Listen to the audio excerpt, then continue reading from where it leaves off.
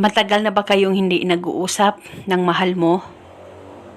At hanggang ngayon ay palagi ka na lang bang naghihintay na ikaw ay tatawagan niya? Dahil sa sobrang miss mo na siya at hanggang ngayon ay hindi pa rin siya nagpaparamdam sa'yo.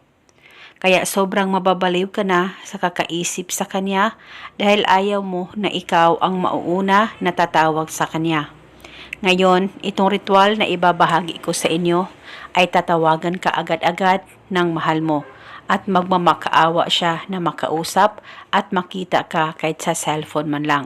Basta gawin mo itong ritual na buo ang loob at tiwala mo.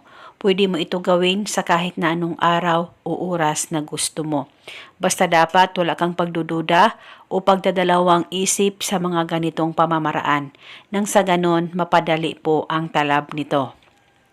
Ang gagawin mo lamang ay kumuha ka ng kahit na anong kulay na panulat at isulat sa palad mo ang kanyang tunay na pangalan at apelido ng isang beses.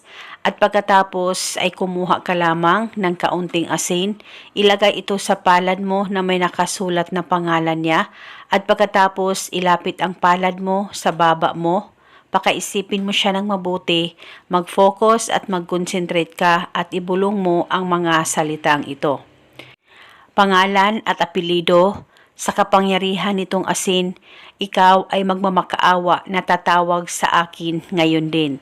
Ibulong mo lamang ito ng 3 beses at pagkatapos ay ipahid-pahid nyo lamang po ang asin dyan sa palad mo na may nakasulat na pangalan niya pagkatapos mong ibulong ang hiling.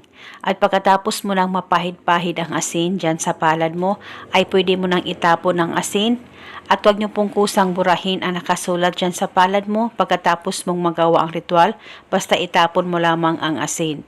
At kinabukasan, ulitin mo ang paggawa nito sa kahit na anong oras na gusto mo. At kahit tumatawag na siya sa iyo, ay pwede mo pa rin ipagpatuloy ang ritual, lalong-lalo na kung LDR kayong dalawa.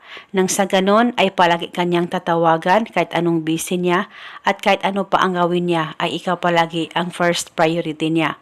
Basta isa itong gabay at isang paraan para maging okay at magkaayos kayong dalawa ng partner mo. At eto mula sa ngayon, maraming salamat po sa panonood. May God bless us.